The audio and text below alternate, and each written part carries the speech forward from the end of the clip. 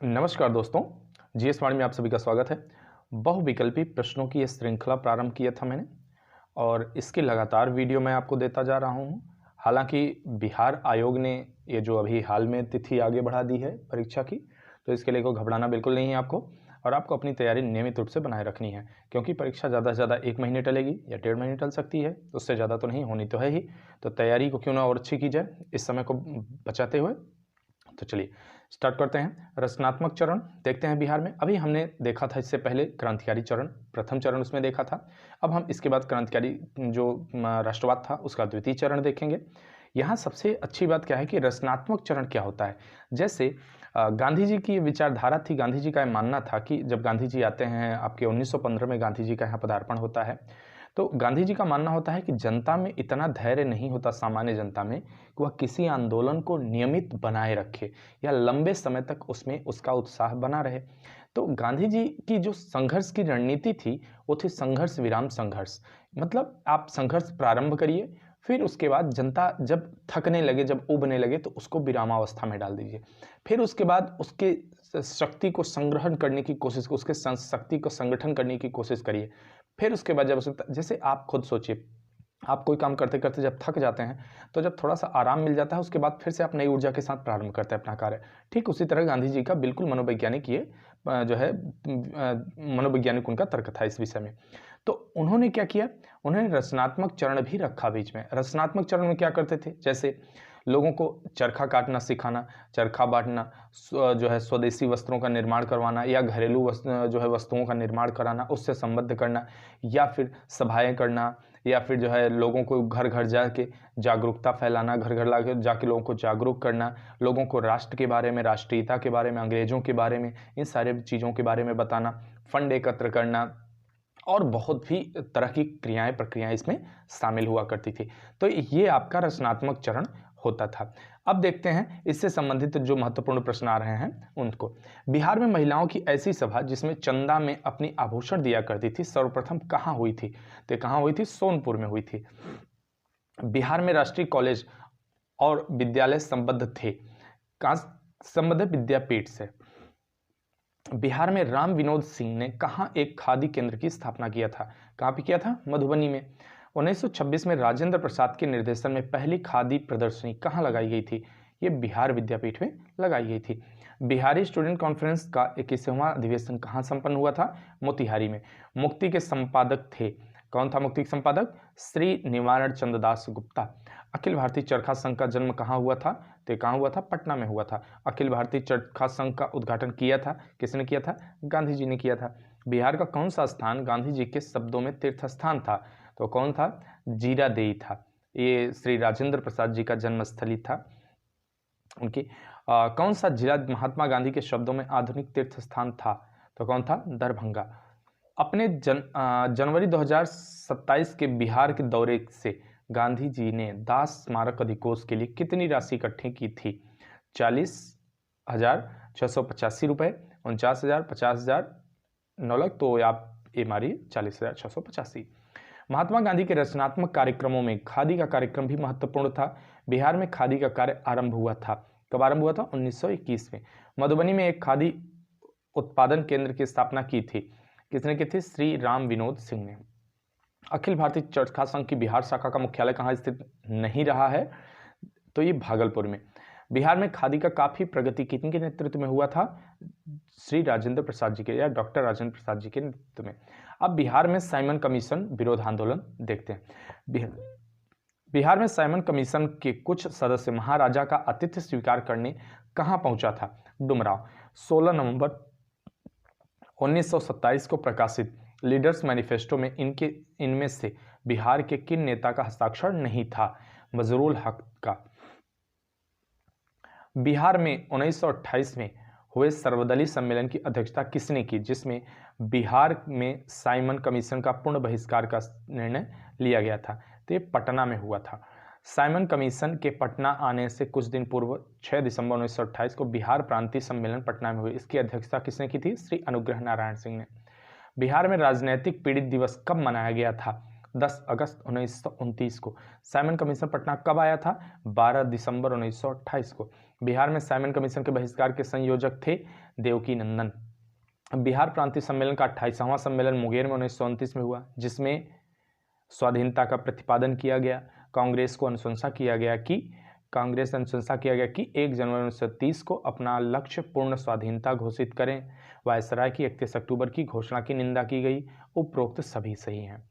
क्रांतिकारी राष्ट्रवाद का द्वितीय चरण प्रारंभ होता है, ये देखते हैं। 1925 में बिहार उड़ीसा सरकार के मुख्य सचिव थे, कौन था? श्री हेमंड।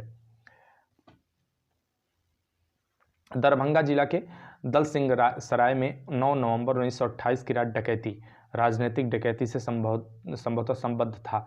कौन संबद्ध था इनमें से? स्वामी शंकरानंद थे। भगत सिंह बिहार आए, कब आए? 1928 में। श्री सचिन बख्शी थे, क्या थे वो? क्रांतिकारी थे। श्री सचिन बख्शी को बिहार में कहाँ गिरफ्तार किया गया था? तो इन्हें भागलपुर से गिरफ्तार किया गया था। निम्न में से किस पर तिरहुत षड्यंत्र केस का मुकदमा चला था? योगेंद्र शुक्ल पर चला था। बिहार के उस क्रांतिकारी का नाम बताइए जिसने सितंबर 1928 के हिंदुस्तान सोशलिस्ट रिपब्लिकन आर्मी के बैठक में हिस्सा लिया था? फणींद्र घोष ने। श्री मणिंद्र नारायण राय थे, कौन थे? क्रांतिकारी थे। बिहार युवक संघ की स्थापना हुई थी, कब हुई थी? 1928 में। बिहार छात्र सम्मेलन के किस अधिवेशन में बिहार युवक संघ की स्थापना हुई थी? मोतिहारी भी। सॉरी। 12 दिसंबर 1929 को बिहार के नौजवान सम्मेलन पंडित प्रजापति मिश्र की अध्यक्षता में कहाँ हुई थी? तो ये मुंगेर में हुई थी। बिहार के किस क्रांतिकारी नेता ने 14 अप्रैल 1929 को प्रथम नौजवान दिवस मनाने का ऐलान किया था? श्री प्रोफेसर ज्ञान साहा। पटना युवक संघ की स्थापना कब हुई थी? 1927 में। पटना युवक संघ की स्थापना किसने की थी? मणिंद्र नारायण राय ने। पटना युवक संघ के प्रथम अध्यक्ष थे कृष्ण वल्लभ सहाय। 1929 में युवक नामक मासिक पत्रिका निकाली गई थी पटना से। देखिए वीडियो नंबर 4 या 5 में शायद है, मुझे अभी याद आ गया अचानक से, एक प्रश्न का मैंने उत्तर गलत बोल दिया है। उसमें लिखा सही है बट मैंने गलत बोल दिया था। तो आप लोगों से रिक्वेस्ट है कि जब आप वीडियो देखा करिए तो ना केवल सुना करिए बल्कि ध्यान से देखा भी करिए। जुबानी है, कभी कभी बोलते बोलते अब 100 क्वेश्चंस लगभग हो ही जाते हैं एक वीडियो में, तो उसमें कभी कभी हो जाता है, मिस्टेक हो ही जाती है, बट वो कभी कभी हुई है। वो पहली मिस्टेक थी और किसी सुनने वाले ने ही मुझे वो चीज़ बताया, उनका बहुत बहुत धन्यवाद। तो 1929 में युवक नामक मासिक पत्रिका निकाली गई थी, कहाँ से? पटना से। तरुण भारत संघ संबंधित था, कहाँ से? मुजफ्फरपुर से। जगत नारायण लाल किस पत्रिका के संपादक थे? तो ये महावीर पत्रिका के संपादक थे। अच्छा एक बात और, जैसे जब आप वीडियो देखते भी रहेंगे, अगर आप केवल सुन रहे हैं तो ठीक है, अच्छी बात है, लेकिन जब आप वीडियो देखते भी रहते हैं ना, देखिए ऑडियो वीडियो दोनों अगर आपके दिमाग में एक साथ जाते हैं तो ये ज़्यादा देर तक रहने की संभावना बनी रहती है। तो अगर आप देख भी रहे हैं, सुन भी रहे हैं, तो वो काफ़ी इफेक्टिव होगा। तो देखते भी रहेंगे, 2 फ़ायदा होगा। एक तो अगर मान लीजिए मुझसे कभी कोई ह्यूमन एरर होता है जो नेचुरल होता है सबके साथ, तो आप उसको सुधार सकते हैं, ठीक है। तो चलिए, सरकारी गवाह बनने वाले बिहार के क्रांतिकारी थे, कौन था? फणींद्रनाथ घोष भी थे, मनोहर बनर्जी भी थे। देखिए इन सब के बनने के पीछे वजह थी कि इनका निजी हित, जैसे जो दिल्ली षड्यंत्र केस हुआ था, उसमें भी, जो दिल्ली षड्यंत्र केस में भी एक सरकारी कर्मचारी था जो मदद कर रहा था क्रांतिकारियों की, बाद में पकड़ा गया, सरकारी गवाह बन गया। तो कभी कभी होता था, कुछ लोग ये होते थे, हमारे बीच ही होते थे, इनका मनोबल कमज़ोर होता था। तो जब आपका मनोबल ही कमज़ोर रहेगा तो निस्संदेह आप कभी किसी बड़े संकल्प के लिए खुद को तटस्थ नहीं कर पाएंगे, खुद को उसके लिए बांध नहीं पाएंगे। और याद रखिए, हमारा मनोबल जितना मजबूत होगा उतना बेहतर होगा हमारे लक्ष्य तक पहुंचने के लिए, क्योंकि मनोबल कहीं न कहीं यह निर्धारित करता है कि हमें किसी तरह से कोई बाहरी वस्तु, कोई बाहरी विचार, कोई बाहरी वातावरण हमें प्रभावित नहीं कर पाए। इसलिए मनोबल पे हमें काम बहुत अच्छे से करना चाहिए, क्योंकि अगर हमारा मनोबल मजबूत है तो कहीं न कहीं हम अपने लक्ष्य तक बहुत आसानी से और बहुत जल्दी पहुंच जाएंगे। क्योंकि देखिए, मनोबल अगर आपका मजबूत है तो आप कभी भी, आपको आलस या थकान जैसी चीज़ें बहुत कम एहसास होगा उनका। इसलिए मनोबल में बड़ी शक्ति होती है।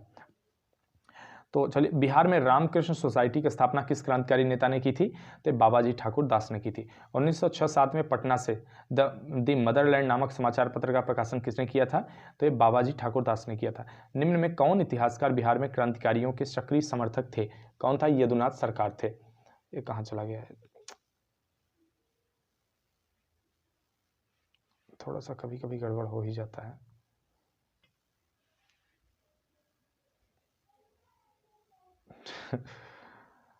यहाँ पे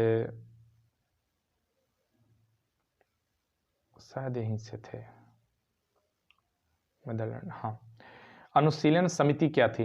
अनुशीलन समिति एक क्रांतिकारी संगठन थी। देखिए नाम से ये लग रहा है अनुशीलन समिति, लेकिन ये इनका कार्य मुख्य रूप से क्रांतिकारी घटनाओं को अंजाम देना था, जिससे कि ये भय उत्पन्न कर सके अंग्रेजों के मन में। आप यहाँ कमेंट बॉक्स में जरूर बताइए कि अनुशीलन समिति की स्थापना किसने की थी, अनुशीलन समिति की, और कहाँ पे की गई थी? चंपारण जिला के मौलनीय डकैती केस के संबंध में सत्य है उपरोक्त सभी यह राजनीतिक डकैती थी।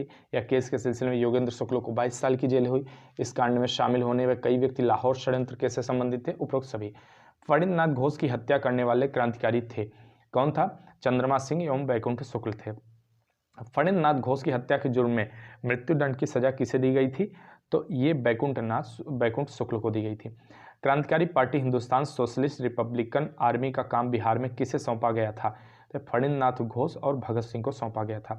अच्छा, भगत सिंह के बारे में एक चीज़ है, जैसे उनके चाचा भी एक क्रांतिकारी ही थे, तो उनके विषय में आप बताइएगा कि भगत सिंह के चाचा का नाम क्या था।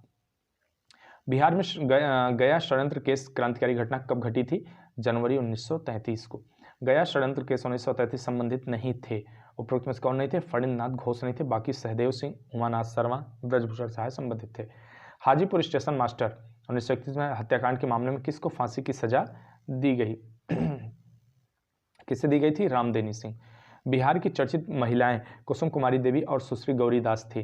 क्या थी? साहित्यकार थी, या ये जो है क्रांतिकारी थी, सॉरी। दशेर कथा जो क्रांतिकारी पुस्तक थी के लेखक थे, कौन था उसके? सखा गणेश देवस्कर थे। चुन पांडे थे, क्या थे? बिहार के क्रांतिकारी नेता थे। तो ये हमारी वीडियो यहाँ समाप्त हो रही है।